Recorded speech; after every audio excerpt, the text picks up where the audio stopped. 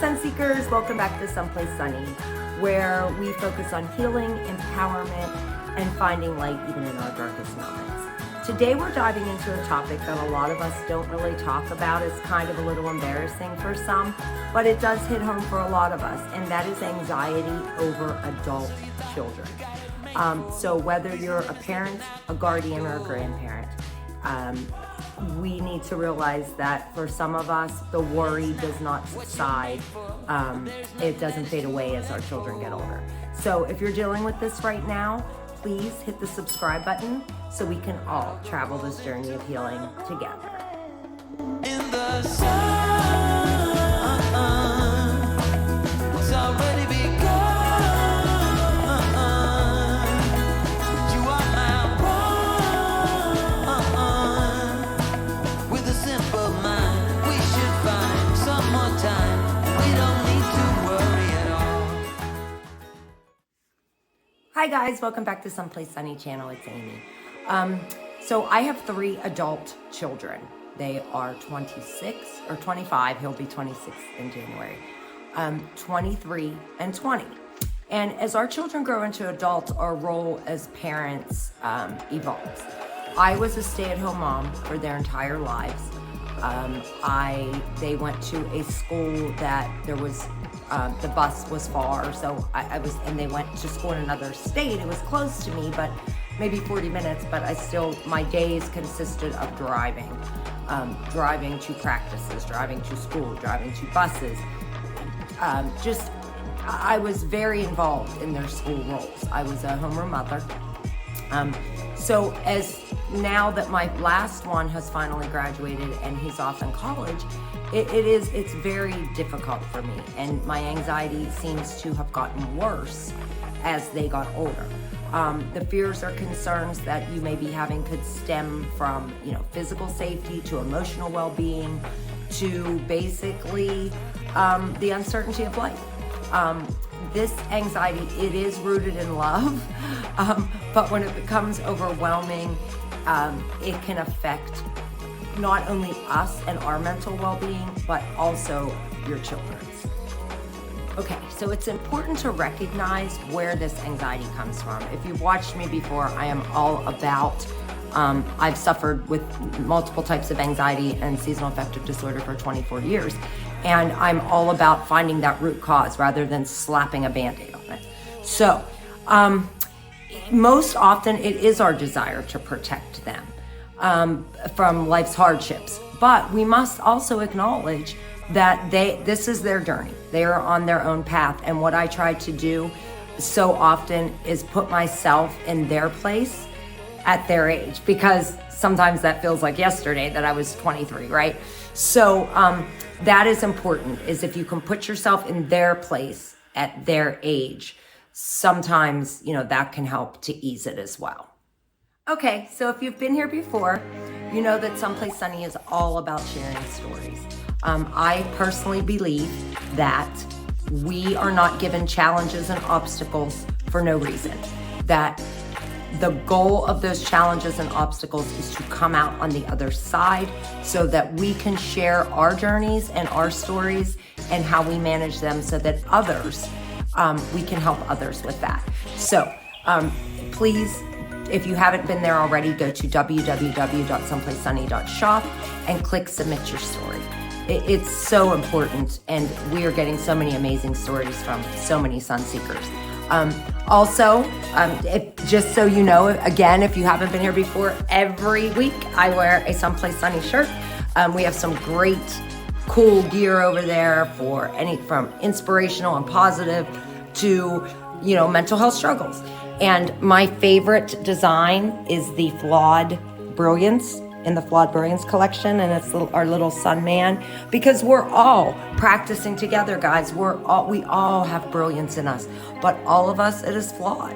None of us are perfect. So very important to realize that as we move forward on this healing journey. Okay, so I'm going to share just a few short stories, and I hope this resonates with someone out there.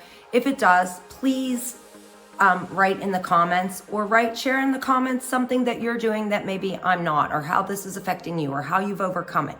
I do see a therapist every week, and this is one of the main struggles that I'm dealing with now. So again, my oldest son, he is at Pitt Med, which is only probably 40 minutes from here. I am very lucky and very blessed, and that's one thing that I do try whenever I get down and start having this anxiety, is that they could be 1,000 miles away. You know, a lot of people weren't as fortunate as me to have my children so close.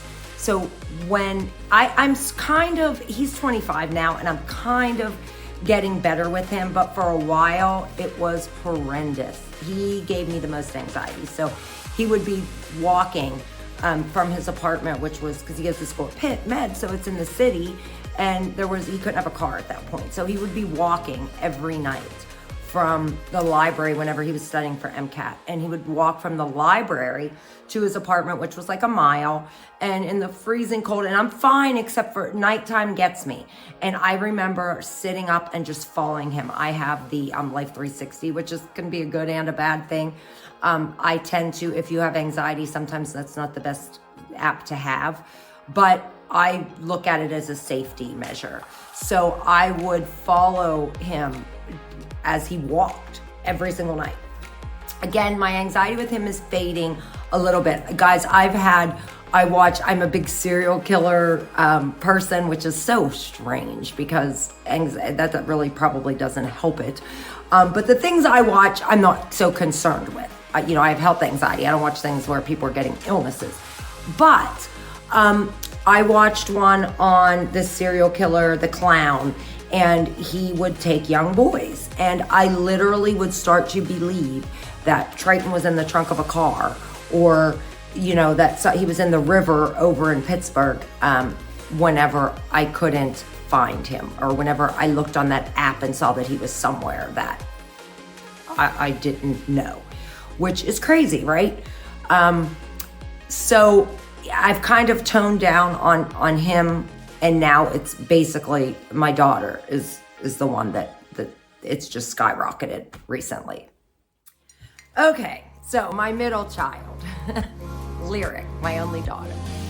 She's my bestest friend on this earth, but she drives me insane. And so she's always been my one. The boys, they just went with the flow. They did everything that was expected of them. And she has always been my one who kind of challenged that. She kind of challenged the authority. She wanted to do her own thing. Nothing terrible, but she never got into any trouble. She's very social. She has a lot of different groups of friends, and she just didn't ever follow the flow, I guess, which is kind of like me. And, you don't want your kids to be terrified. I am so thankful that they don't have anxiety. And I never want them to be afraid of anything, but you have to be cautious. And that's kind of what I try to instill in her. So she had this boyfriend for like 2 years. And honestly, I mean, there were some faults, but for the most part, as far as worrying, I did not worry about her whenever she was with him. He kept a close watch of her. She was with him all the time. They didn't, he didn't let her just run around and just pick up with strangers, because the girl literally thinks it's 1968 and she's ready to go to Woodstock, for real. Like, she thinks everybody on this earth is kind and nice and nothing bad's ever gonna happen, which having me for a mother is pretty bad. And that's not fair to her, because I don't want to instill anxiety and fear and worry into her. But it is important that you talk to them and, have a conversation and explain that, things happen and that's where I struggle, without getting out of control and trying to instill fear into her. So every time she goes out of the house, I worry. She still lives at home, which I'm very lucky and I love it. But, coming in at 2 a.m, that, I worry about her driving. I worry, she'll get on the back of a motorcycle. She'll do, and it's just, the anxiety has really, really peaked this summer, especially since she is no longer with that boy, because now she's kind of out there on her own, and I'm just, I barely have slept this entire summer. So that is kind of important to keep it from consuming you. They do have to make their own mistakes. And, I try to let her do that. But I don't want her to make, that's where the fine line is, because you don't want her to make a terrible, detrimental mistake. So then we have my third one, Xander, my little Bubba. He just left me yesterday. And I had a very, very hard time. I cried the entire way home. He is at WVU, School of Music. And it's, again, 50 minutes. Like Triton is 50 minutes one way. He's 50 minutes the other way. He's in WVU. And whenever we went down the other night to move him in, I just lost it. And this is his third year, guys. My mother said to me, Amy, haven't you been doing this for like 8 or 9 years? And I can't explain it. It's just awful. I love them all home. And he was home all summer, and I spent a lot of time with him. He has never given me one thing to worry about. I am not exaggerating, in my entire life.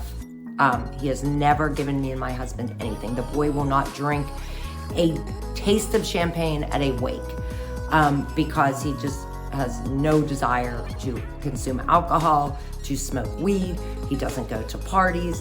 All he does is play his music. He makes, straight A's. He's like perfect. But so a couple weeks ago, he was out, and he's generally not out late. He's more of a homebody.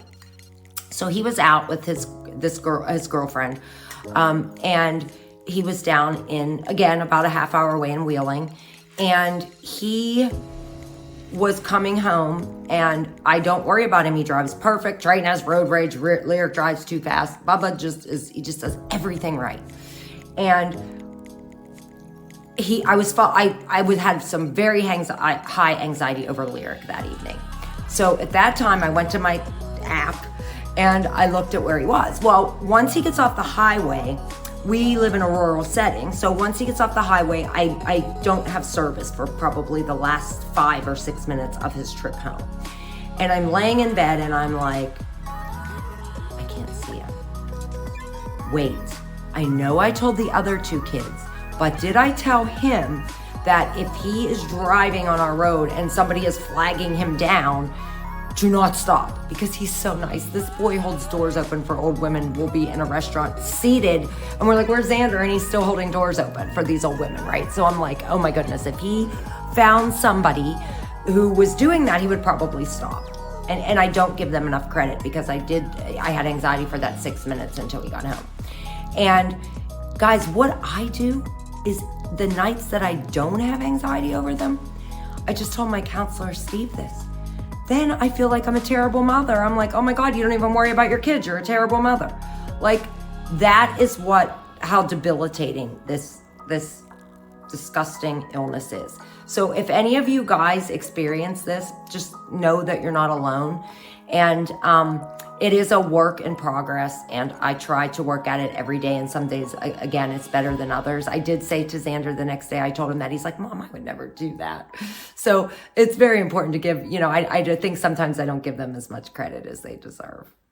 So again, there are coping strategies that I have learned through counseling and therapy and reading and everything that I do on a daily basis to get through, the cards that I have been dealt.